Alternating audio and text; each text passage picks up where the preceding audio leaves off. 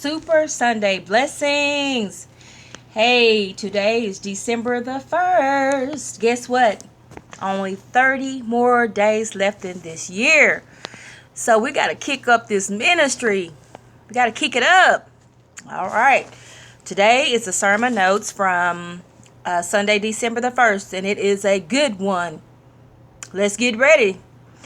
December the 1st, 2019. This scripture came from 1 Timothy chapter 1 verses 12 through 17. And the title of our pastor's sermon was Thanksgiving 365. Thanksgiving all year, every day. Keys to living grateful every day.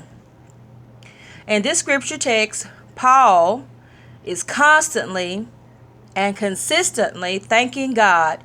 He is living in a constant state of thanksgiving. You know that's good. Verse 12, Paul is thankful for God putting him in ministry and that God chose to use him. Even though Paul was a blasphemer, a persecutor, and an insolent, meaning a violent man, because Paul was out there killing people. He was Saul of Tarsus. And when God got him out there and made him blind and everything else, he became Paul. And that's another thing. God will always change your name when you get saved. But let me say this part back over. So remember, Saul was Saul of Tarsus. He was a Roman soldier. And he was out there persecuting Christians. So Saul became Paul. That's just so you know who we're talking about. And one day we'll visit the life of Saul and how Saul became Paul when he was out there being a violent man and persecuting Christians because he didn't know any better. He didn't know the Lord. Paul is thankful for God putting him in ministry and that God chose to use him.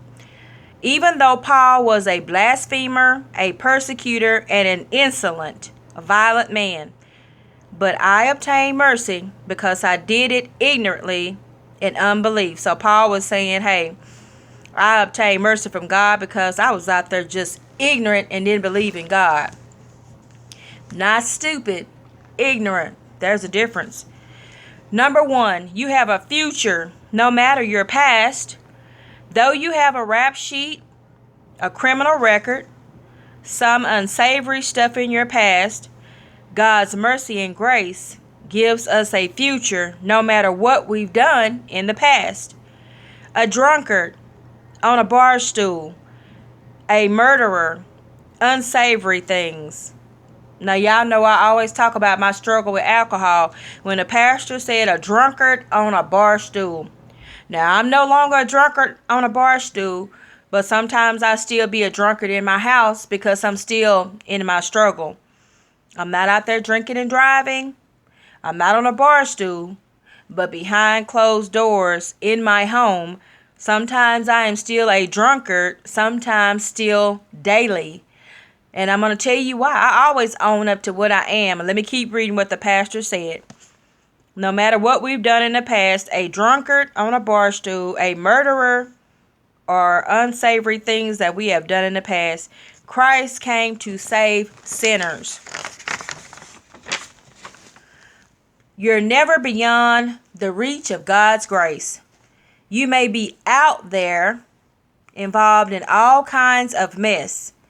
Drug houses, prostitutes. You may be in the club, the streets, involved in all kinds of stuff, all kinds of lawlessness. But you are not beyond the reach of God's grace. Christ came for sinners. We are all still sinners. We are never beyond God's grace. He came to save us. He came for us. Your life has a God-ordained purpose. Paul said God chose him so that God could have a showpiece. Paul said if God could save me, one of the worst sinners, he can surely use you. When people say, you are in ministry, what? You in ministry? What you say? God can save you, rescue, and redeem you. God can give you mercy and grace. God can save you. God saved me and made a way for me. Here my sermon notes from church. That's everything I just read. And, I got to always put my own emphasis on there. Let me say it to you like this. I'm the type of person, I am always very transparent. I'm always like an open book. Some people will say, oh, you talk too much, you talk too much, you tell too much. But sometimes telling your story helps others, because when you're out there struggling and going through your own struggle and what God is doing for you, or even if you don't know God, you hold that inside, and then that ends up backfiring on you because you don't know where to take that, and you don't know that there's help out there. Just like Paul, who used to be Saul of Tarsus, he was out there persecuting Christians because he didn't believe in Jesus. He didn't know the Lord, and he thought it was all fake. And he was out there killing folks, even pregnant women, children. He didn't care. Saul would go out there and kill a whole village of people, a whole city of people, and say, hey, I don't care if they pregnant or what, kill them all, kill them all, kill them. Because if they would say, if you believed in God, yes, I believe in God, I believe in Jesus, then they would have him killed. But let me tell you what God did to him. He was out there on the Damascus road walking, and he messed around and went blind. And then he saw the glory of God, and nobody else could see it. And they was like, Saul, what's wrong with you, man?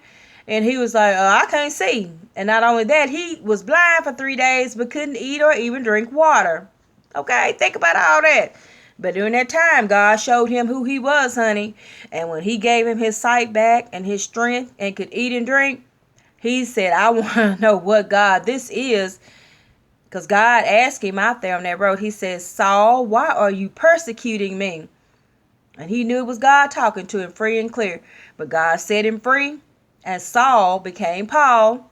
Because anytime you're serving God, you get a new name. And he started going out there and professing, God's word.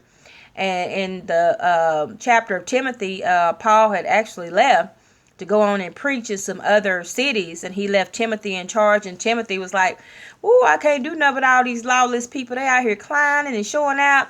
I don't have the strength like you do, Paul. What am I supposed to do?" So Paul wrote him back, and he was like, "If I was out there doing the stuff I could do, and the Lord had mercy and grace on me and used me, and I was the showpiece of God," meaning that he was the worst of the worst of the worst, he was like, "I know you can help people there."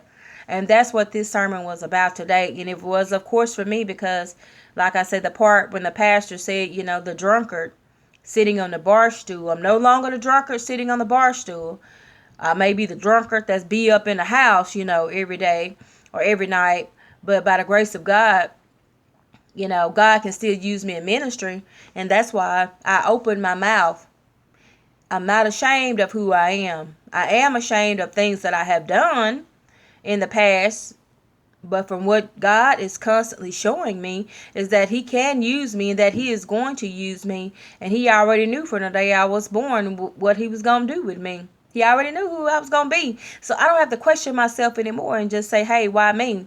I'm thankful and grateful that God could take me and use me, especially in my sin and in my weakness, and to be better and better and better and free, and also show and help others, and that you don't have to be embarrassed, because some people will sit back behind closed doors and go out there and show your best face, but then behind closed doors you're a broken down person.